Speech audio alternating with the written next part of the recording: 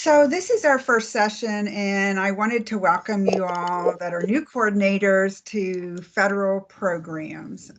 This session is typically, we usually do regionals out in the field in the fall. We are offering instead, because of the current situation, monthly topics, and then these new coordinators sessions this year.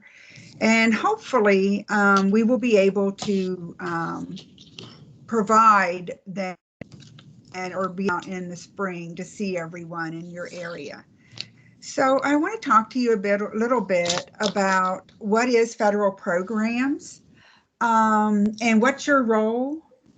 So federal programs is kind of like, if you think about core education in what all districts are required to provide by law as the cake, the federal programs are the icing and the sprinkles. It's the little extras that you put on top of the cake.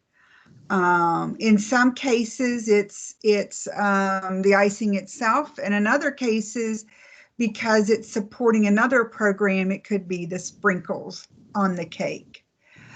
Your role is very different because you are kind of the person that is the gatekeeper to all of these programs in your district for the grants. The grants are kind of, they have specific intent, they have and purpose to them. And you are the person who makes sure that as you are deciding how to meet the needs in your district, which of these funds would best fit those needs, and how you can utilize these funds most efficiently then in your school improvement efforts. Often then you will find that you're the person in the district that has to inform and educate others about the intent and purpose of each of the federal programs in your consolidated application. And sometimes you might feel alone in your role. But I want you to understand that there are many of you across the state. If you think about how many school districts there are across the state, that's how many coordinators there are. And so you're not alone in that respect. So I do want to encourage you that in your region or in your areas to network with each other and support each other, especially if there's a couple of you that are new in the same area, and also to reach out to those who have been doing this for a few years.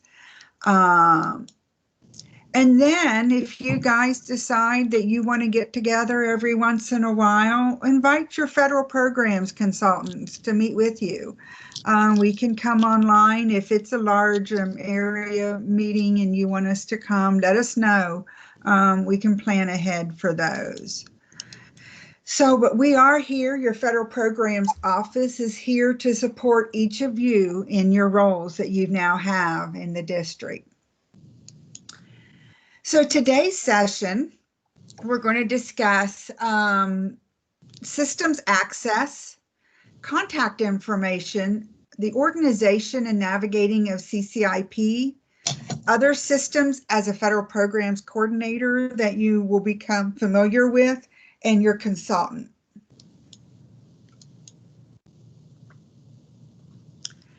Diane, just quickly, I think you are sharing the wrong window. I just went into your PowerPoint to make sure we were following, and it looks like you're sharing your Teams window.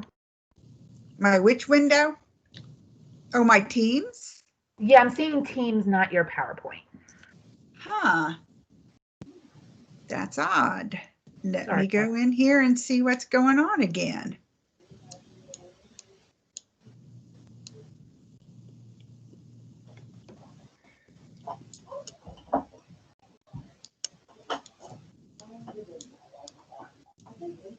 All right, I'm sorry, everyone.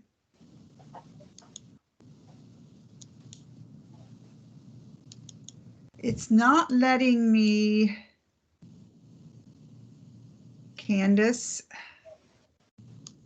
Would you like me to share and click through? I can definitely do that. It's maybe it seems like now I've lost my mic even.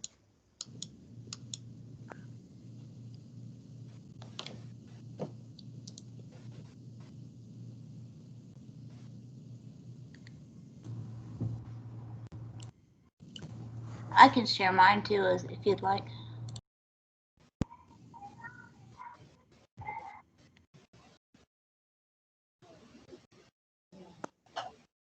There we go.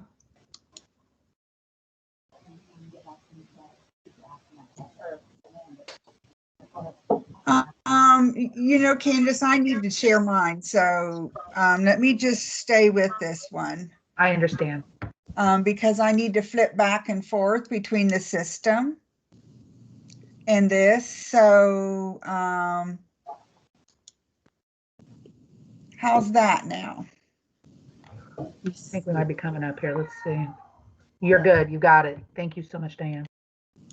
All right. So there are a couple of things that I want you as the federal programs person, you need to make sure that you know, especially if this is your first year in the system or the program. You need to know how to gain access to the systems that you have. Your OEDS administrator is very key or important to that. So you need to figure out who is your OEDS administrator in the district. Typically, your superintendent and your treasurer have that role, but there's also someone else who usually is the person in the district that goes in, adds people, and then assigns them roles. If you have OEDS access already in your My Ohio ID, then you can go in and check yourself, and I'll go and I'm going to show you here in a little bit how to look for that and how to find your OEDS administrator. The other thing that you want to do is once we get you your OEDS administrator and your roles, you're going to want to make sure that you have the correct access in OEDS so that you have access to all the systems. For example, you should have CCIP data entry planning tool access, CCIP data entry funding application access, federal programs coordinator or director role in your district, N as PDS data entry role in your district, and decision framework data view entry access. Something else, as well as needing access to the systems here at the Ohio Department of Education, you need to have access in your district. And these are things that you may find hasn't been the case in the past, or perhaps you're lucky enough that it has. But you should be involved with your district's DLT, if they have a DLT, or whoever working on the district strategic or improvement plan. Because you're such an important key to knowing how we're going to be able to fund those activities within our improvement plan. You need to know what are the things that they're planning on doing as you begin working on budgeting. And also, what are the things that would be allowable within the plan that we can use the different federal funds for? Being a part of those decisions and a part of that planning team is going to help you then when you work with them to complete the one needs assessment and the planning tool. should also be able to participate at times in your building leadership team meetings with the buildings, especially if you have buildings that are school-wide Title I buildings or a building with a state accountability label. Access to the principals is very important because the implementation and the monitoring of the programs within the district will fall upon your shoulders, and you're dependent upon those principals to assure that things are occurring that need to occur.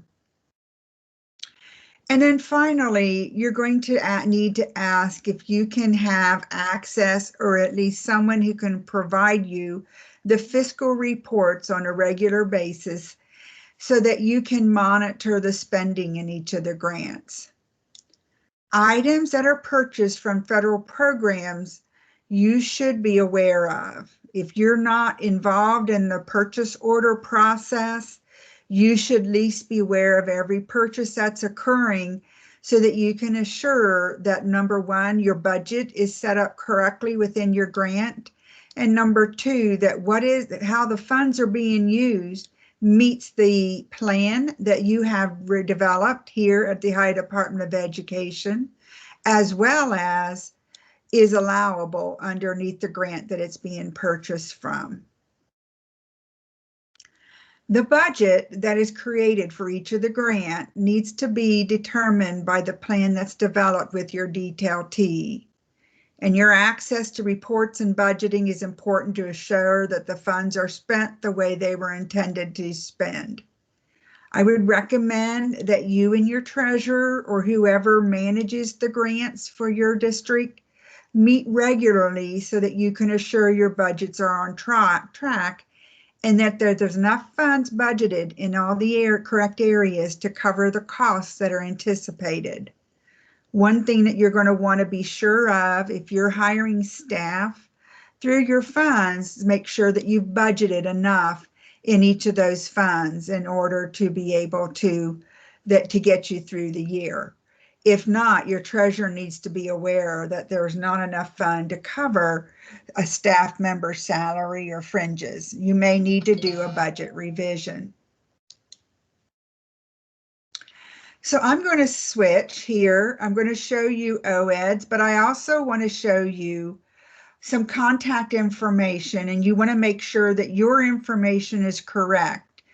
We pull contact information from several sources, and that's how we often we communicate with you and the superintendent and the treasurer. You also will want to know who has access in your district.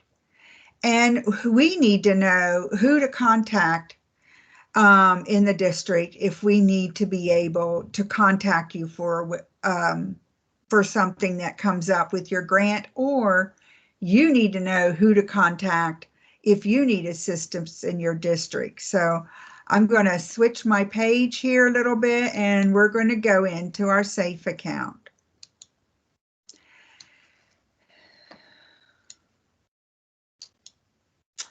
Can everyone see the My Ohio ID now on your screen? When you log in, you should be able to see a screen that's similar to this. Is it showing up, Candace? We're seeing contact information still. That is odd.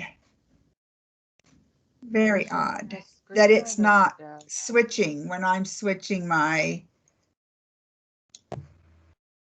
We may be experiencing some lag, perhaps. Is that possibly an issue? If anyone has cameras on, could we possibly go ahead and turn them off just in case it's a lag problem on our end? Diane, when you share your screen, are you selecting screen or window? I am pulling it over onto the screen that I had selected. Okay. And that's what I've always done in the past. That should work, yes. So I'm going, why is it not showing up then on your screen? And I'm not able to, let me see if I can switch screens here.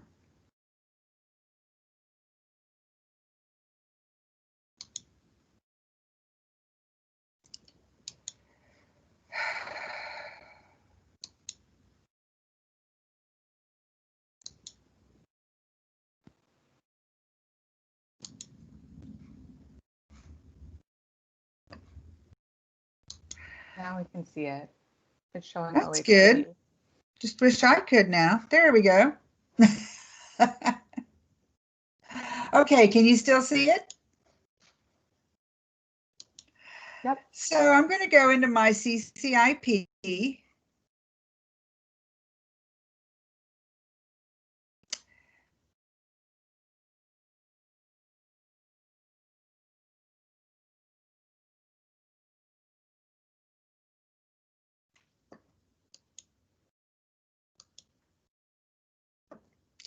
And there's a couple places that you want to go to look to see if this is correct. The first place is in your doc library. So let me pull up a district here.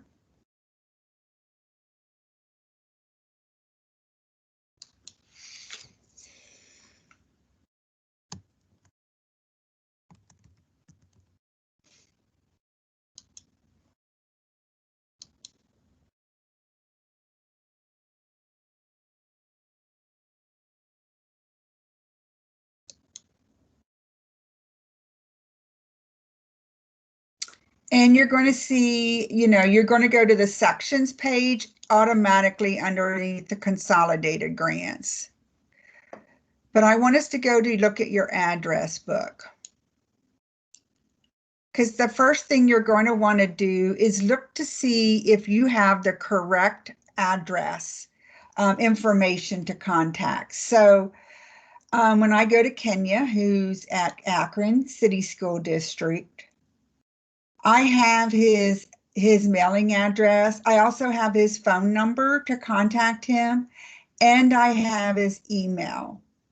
If all of that information is not there for you, there's a couple places that I want you to check to make sure that those are updated and have the correct information. This page is also going to tell you who else in your district is assigned to other grants as the district contact, as well as who at Ohio Department of Education is the contact. So as you can see for the consolidated application for Akron, I am the contact. And if you click on my name, it's going to show you my number and my email address so that you can get a hold of me if I'm your federal programs consultant. You will see whoever your federal programs consultant is here, as well as their names.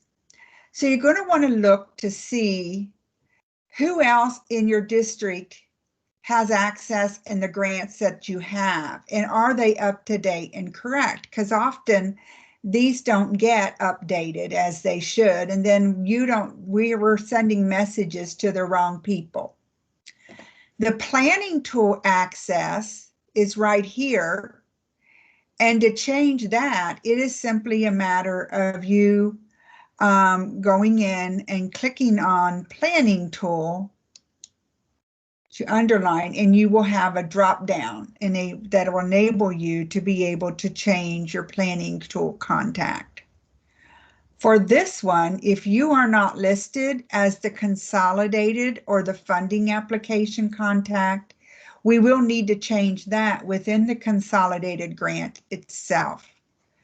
But if you see any item that has an underline, it means that you can actually go into it itself and click on it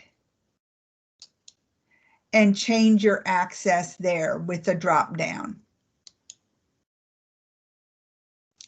Well, let's say you want to know who all has access to the CCIP and their roles. If you go up here to view all district contacts,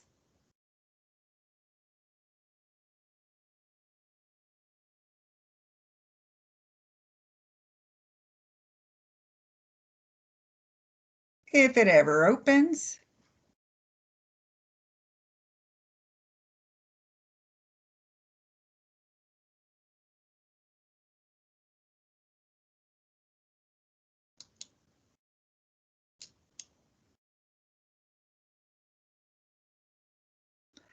sometimes you'll be asked for what your DUNS number is. Your DUNS number is right here on this page.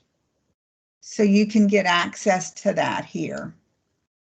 I'm waiting on this thing to open again. I guess we're very slow today, unfortunately. There we go. So you can see that there's multiple people in this district and they have data entry funding and data entry planning access. That means they can actually go in and edit. You may see that there will be some that says data view planning and data view funding, CCIP. They can only go in and view it. This tells you also your foster care and your homeless liaison contacts, which are required in order for you to submit a grant. If you see any in this list that's not accurate, no longer at the district, used to have a role, but no longer has the role, you're going to want to let your OEDS coordinator know to please update this in OEDS. So I want to go back to our My Ohio. So I'm going to click on my name here. And you can see now that it says you should have something that's similar to this. This is your account. And look here to make sure that the information, your address is correct here.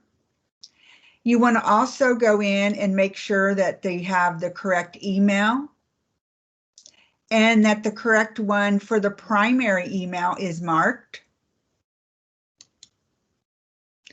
And you want to make sure that your phone number is correct here, and you can go in and add your phone numbers and mark which one of those is the primary number. That's where we get some of the information that we pull over then for the address book and when we pull things from a system that we have called Tableau. All right, so I want to go back to all of my I'm gonna go to home here.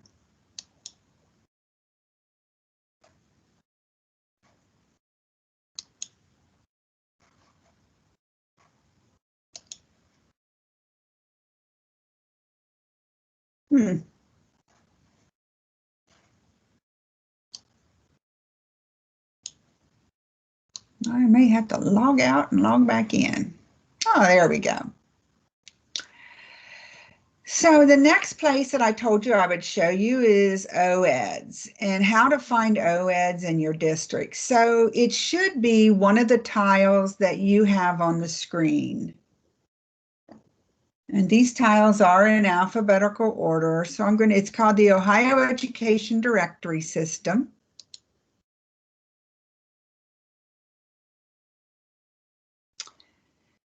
This is where you can go in and find out what roles you have had assigned, as well as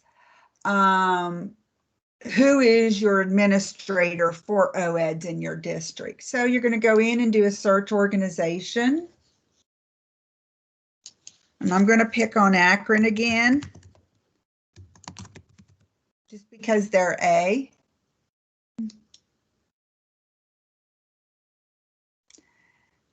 And I'm going to go to Akron City's school district here. If you're following, you should have something that's similar to this. And as you go down, you can see that this organization has 3 OEDS administrators, 3 people who can manage OEDS, provide role, and update and add staff into the system. This is also the system where you would go to add buildings or to change building. Maybe the grade levels change one year, or you need to change their name. They've decided to rename the building. It would be in the building modifications would be done in here, or you have a building that closes. If you want to see what roles you have, go to Personnel.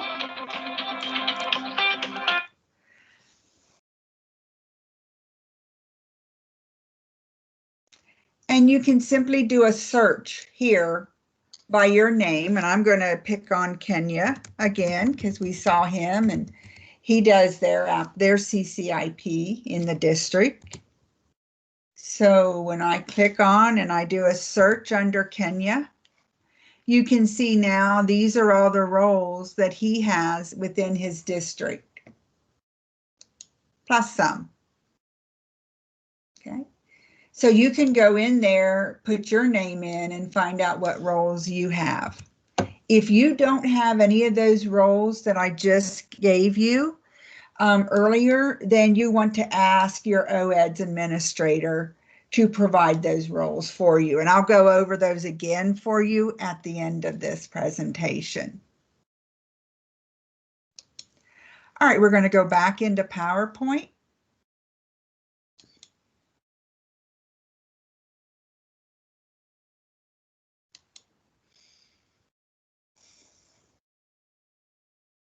Oops.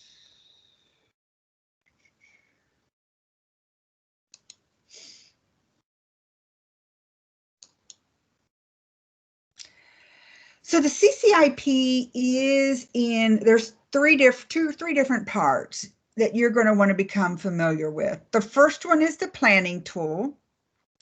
The planning tool has one needs assessment, or one needs assessment feeds into or imports your needs assessment from the one needs assessment into your needs assessment in the planning tool. You have your one plan.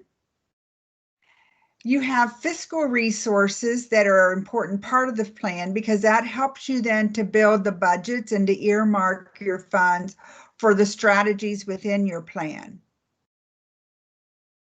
Some additions to the planning tool have been a history log note, and if you are in cohort 1 this year as a district, which I'll show you that here in a little bit, you'll be getting your first year of a 3-year cycle. And that history log note will be the review status or the review notes that you'll get from other offices that review your plan besides federal programs.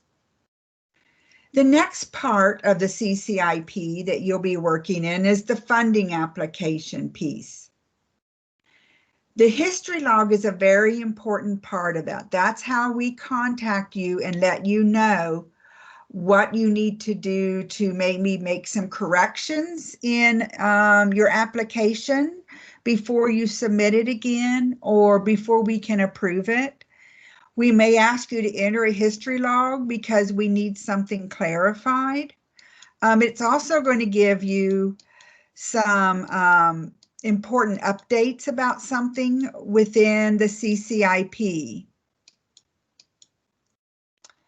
All the funding applications are listed in this section, as well as who the contact is for the funding application. So if you remember earlier, we had the funding contact on the address book, and I said we needed to change that in another location. This is where we will go, and I'll show you where that is here in a little bit. And then finally, you'll want to become familiar with the doc library. The doc library is where we house all the CCIP notes that we send out every year. The consolidated funding section within the doc library has the guidance for each of the applications and the grants. And then ESSA has some of the updated guidance and forms for each of those. And so I will show you each of those sections here in a second. And then as you go in and you look at your login into the CCIP, you're going to want to make sure that the other systems that you have access to in order for you to be able to fulfill your role are also the little tiles that you have on your page. So you should have CCIP. You should have one needs assessment, And that's the decision framework data entry role that you need to have.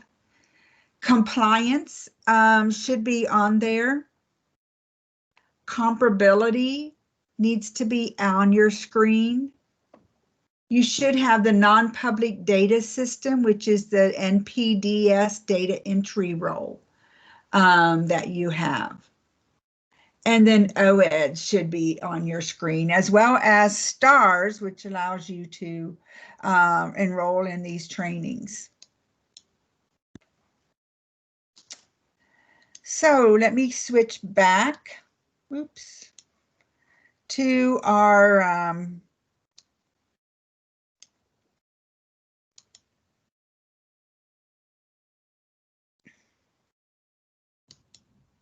CCIP so that I can show you the parts to the CCIP, as well as show you some of the sections that I just talked to you about.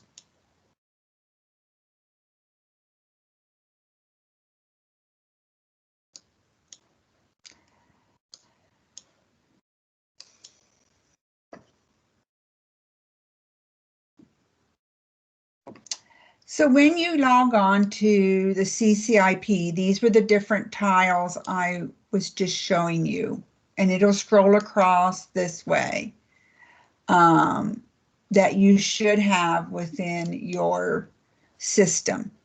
Okay, now you're not going to have all the tiles that I have on mine, but this is where you're going to find them.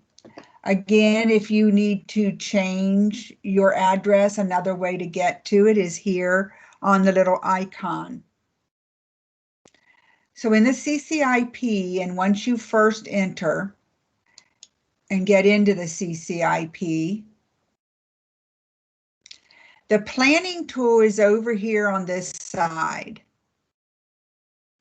If you go to planning and then planning tool, that's going to get you into the plan. You can see right here where it says Akron was a pilot district last year. For one plan, this is going to tell you which cohort you're in.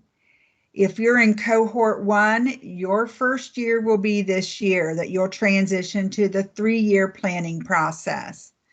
Cohort 2 will be next year, and then cohort 3 will be the following year. Okay. Your differentiated support status is listed here, and you get access to your district plan and each of your buildings plans through the school-like icon. So you're going to change it to the building you want to look at, and then you're going to click on school. But I'm going to go to district agency and show you the other sections that I talked about. The needs assessment is here. However, this year, starting next year, this will be all populated entirely from the One Needs Assessment tool. So once you complete your One Needs Assessment and you select Submit to the CCIP, it will pull everything over to this section. Even your stakeholder section will be completed for you in the One Needs Assessment this year. So you won't have to go into the needs assessment at all. All your priority needs, your root cause analysis, and the additional improvement areas that you've selected are here. And as we get into the planning and the plan process later this year, I'll be able to explain to you what all of those mean. The district plan is set up here. Each goal consists of a SMART goal, a student performance measure, and an adult implementation measure. Strategies, those are what you're going to do to reach your goal. What are you going to implement? And each of the strategies then have the action steps for that goal. Okay, so they have 4 action steps for the first strategy for goal 1. which is their graduation goal.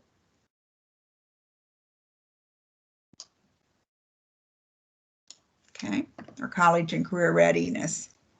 The fiscal resources are here, and this is where you estimate is, however, next year they're going to be with your strategies, how much you think you're going to need in order from each of the grants to support that goal. They are only estimates, but they help you then with your budgeting. So you can see that they've selected all of these grants for goal 2, and this they're looking at spending that much towards their curriculum alignment and assessment goal.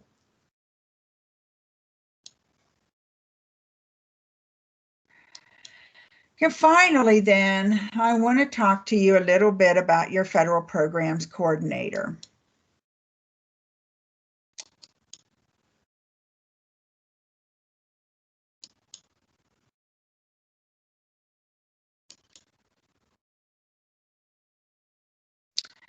So your federal programs coordinator is a very important person for you.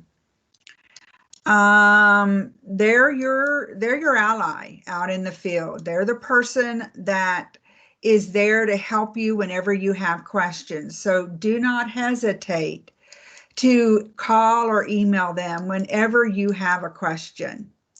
You can schedule times with them to go through your district's application, especially if you're new and you really want to understand what the district has put into their plan and how they're planning on spending your money. Your consultant can go through that with you and tell you what you have in your plan and where you have indicated you're going to spend your money and what are some things you may want to look at changing or updating. This is going to allow you also to begin thinking about what you want to do next year as you first write your first plan in the district. When you can't find something, you're not sure where it's at, you're trying to find, locate it or do something. If you need help completing the planning tool or the funding application, contact them. Whenever you need advice about whether or not something is allowable to spend the funds for, contact your federal programs coordinator. Often you'll hear about something that you're not sure what it is. Maybe it's a new grant, maybe it's a program. You've tried to find a contact and you can't. Contact your federal programs coordinator and they'll try to help you find out which office you need to contact here. You want to get set up and you want to get ready for compliance, or especially if you're going to have a desk review or an on-site audit this year, your federal programs coordinator will work with you to help you prepare for those visits. They want to help you. They want to help you implement the programs in your district. Even when they are conducting their monitoring visits, they're there to help you. Because monitoring, when we come to monitor, we're only there to help identify areas that may cause an issue for you if you ever have to have a federal audit. And your federal programs consultant works with you then to make any necessary changes so that there won't be any issues for you in the future. So they're not somebody to hesitate contacting, but they're somebody that you want to get to know very well. And then finally, our next session will be October 15th, 2020. We're going to go over the intent and purpose of each of the funds. Each of our sessions will be the third Thursday of every month, and they'll be from 10 to 11. And if you have any specific topics that you would like us to cover during these sessions, please add them to the chat there in the system, and we'll be sure to put them on our list for this year's new Coordinators Academy. All right, we're going to open up the mic, and I think Amy is going to help me with answer some of the questions that some of you have asked here? I think that we have touched on the ones that are in the chat. If we have missed anything, just raise your hand and I'll go back to it, but I just scrolled through. We did have a few questions that were submitted ahead of time, so would you like to answer those first, Diane? Yes. Okay, so the first question that was submitted ahead of time was, I do not seem to have access to change the budget amounts under the consolidated grants. Do you know why that may be? And maybe you've already answered that, but go ahead. No, well, if you've been able to edit the grants before and now you can't, I would say go and look on the sections page when you first log in, and what are you in final approval?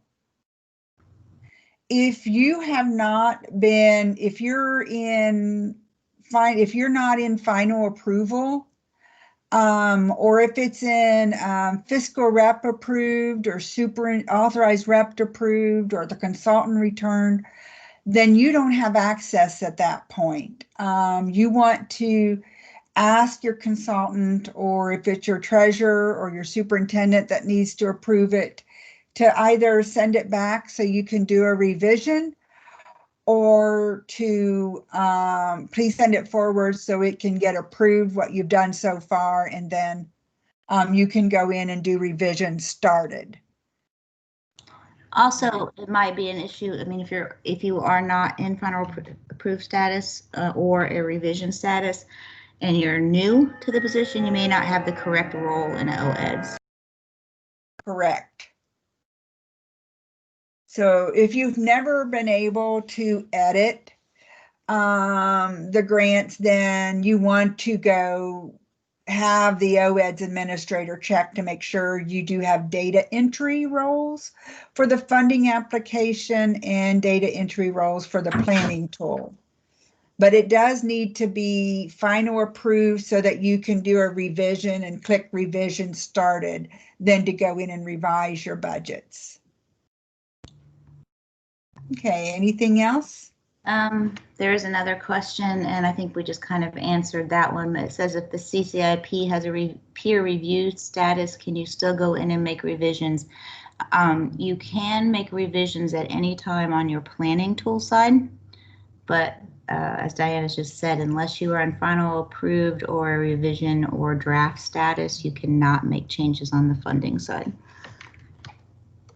Yeah, you'll need to ask your federal programs consultant to nudge me or Jim to go in and do a final approval for you, because you want to do a revision. There's only 2 of us in our office that does the final approval, and we have over 1,000 applications that we have to review. So there's a little bit of a backlog.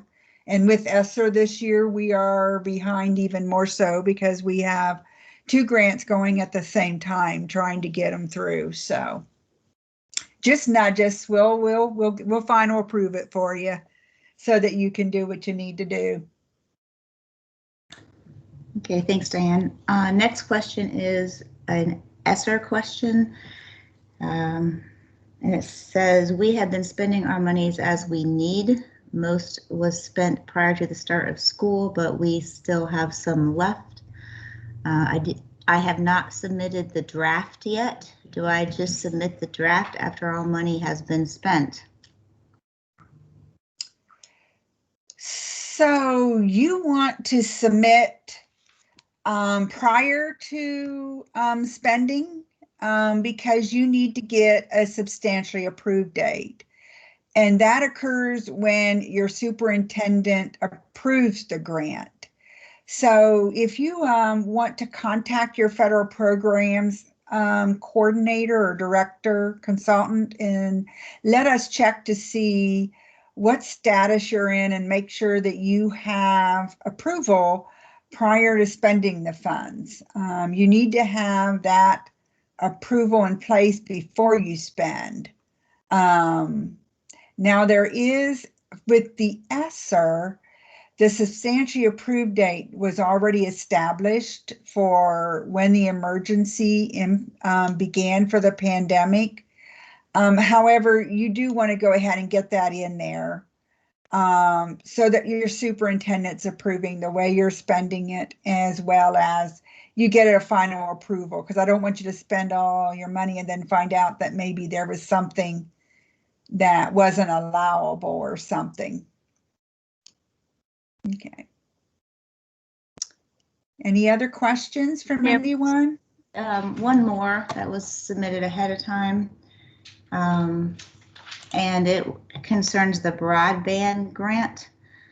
So I've lost my document. It's kind of along the same lines as the ESSER. Looking at the broadband grant, do I submit the draft after I've purchased and paid for the products, since I am to upload documents and not fill out a budget details page? Again, you need to have all grant applications final approved before spending occurs.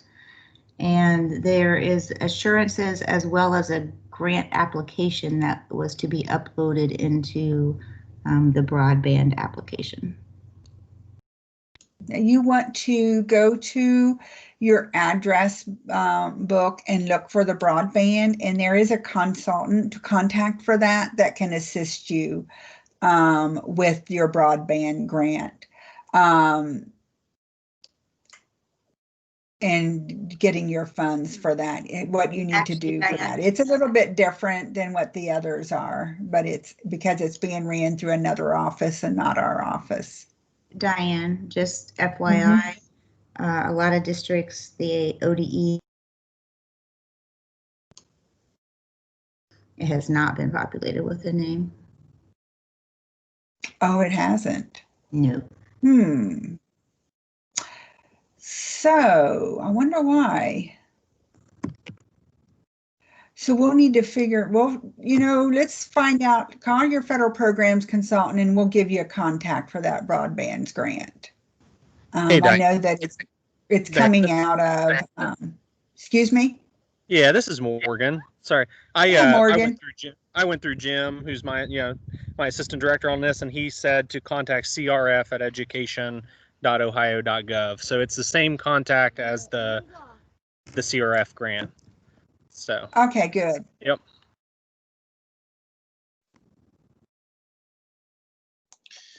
Any other questions? That is the end, the ahead of time questions. Sorry. Diane, we could always add that to our contacts page on our ODE website for federal programs. We can do it for the website, yes. And I know that Jim is doing a session on Tuesday that's just for all of the CARES grants. And the CRF, the broadband, all of those will be discussed then, as well as the contact for those. And that's on Tuesday next week.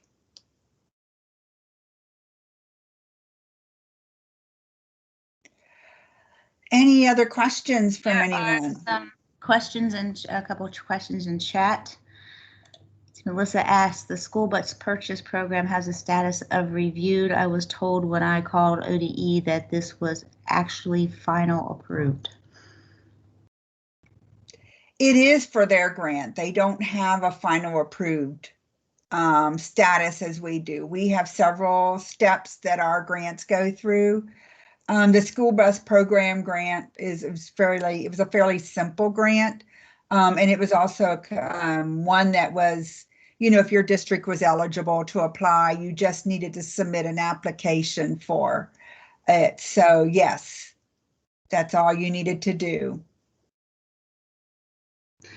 And then another question, Matt asked what part of the system had the information about our cohort for the One Needs process. When you log into your planning tool, you will see it go to as soon as you log into the planning tool at the top, it says one plan and it will give your cohort number there.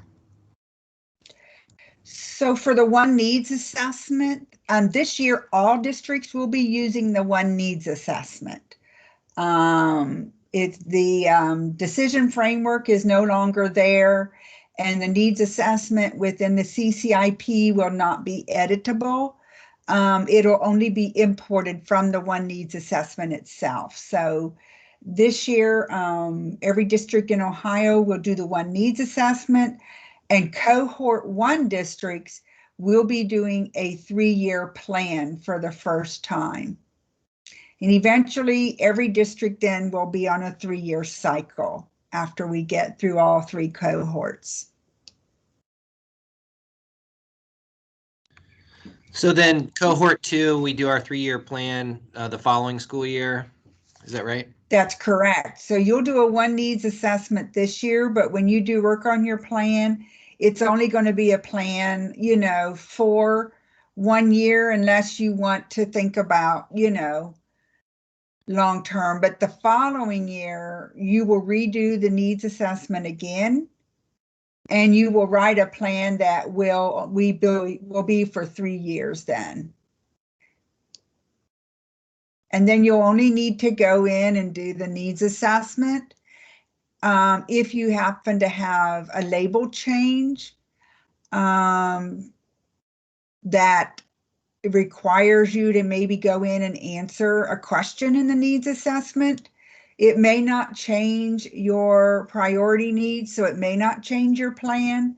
You could, though, maybe you want to go in and update an action step or strategy, but it's up to the district if they feel as if they need to revise or do any reviews to their plan within that 3-year period. What happens is when your 3-year plan is first written, it has a multiple office review process. So it's not just our office that reviews it, but there's multiple offices in the agency depending upon the district's status and the accountability labels that they have that will go in and review the plan. Thanks, Amy, for putting the years up there. One other question here. Let's see, is there an adjusted timeline for cohort 1 similar to what the pilot group followed last year? Thanks, Angie, for your question. So, yeah, there is. You will start, if you're in cohort 1, and we'll be doing trainings later on, we'll start this fall, but the One Needs Assessment will open up in December, I believe, and you can start working on your needs assessment. Then you can have till then. We do ask that the plans, because of the multiple office review, the plans are submitted in March, so that when the funding application comes through in June, the plans have already been reviewed and approved for you then to do your funding application. Now, the funding applications will still be done each year. So annually, you'll still go in and do your funding application and link your fiscal resource in your plan to your funds. But Diane, this is June, and we will be sending out a communication to the Cohort 1 members timeline. So as Diane said, we will be releasing One Needs Assessment either at the very end of November or beginning of December, but you'll receive a communication with that timeline so you have a copy of it.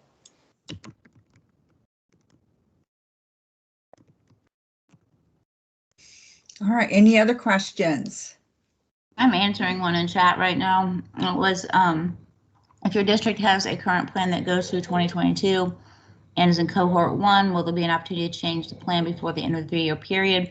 And I said, yes, that plans are meant to be fluid and edited as needs and priorities in your district change, and also that the ONA can be edited as well as need arises. Correct. These are built, they're meant to be, not to be kind of a living, Correct. breathing plan and a living, breathing needs assessment. So as situations and things change in your district, they are able to be edited as needed. So let's say you suddenly you notice that there's a trend in your district and you want to address it in your plan, but you don't have a priority need for it. Let's say it's, you know, something to do with social emotional learning. You're going to go into the one needs assessment into the section or the priority needs section for the student social emotional learning and answer those questions. If you want it to, you can make it a priority need or a goal. If you would like, you could just use the root cause analysis that you did within the one needs assessment and to help you add strategies to another goal. Maybe you already have a school climate and culture goal and you feel as if the social emotional learning piece would fit underneath that, then you're going to want to go back into that priority need and add some of your root cause analysis for social emotional learning to it. So it'll pull over to your plan. So you have several ways that you could add it to your plan as your, if you want to do a revision or add something else.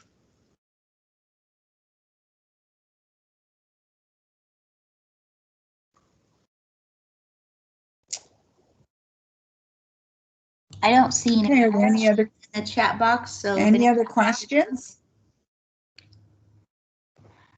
Okay, well, thanks for joining us, and we'll be back here next month for New Coordinators Academy again, and we're going to review the different funds, applications, and their intent and purpose. Okay. Thank you, Diane. Thank you for everyone that Thank participated. you. Again, don't hesitate to contact your consultant if you have any questions following this meeting. Have a good day.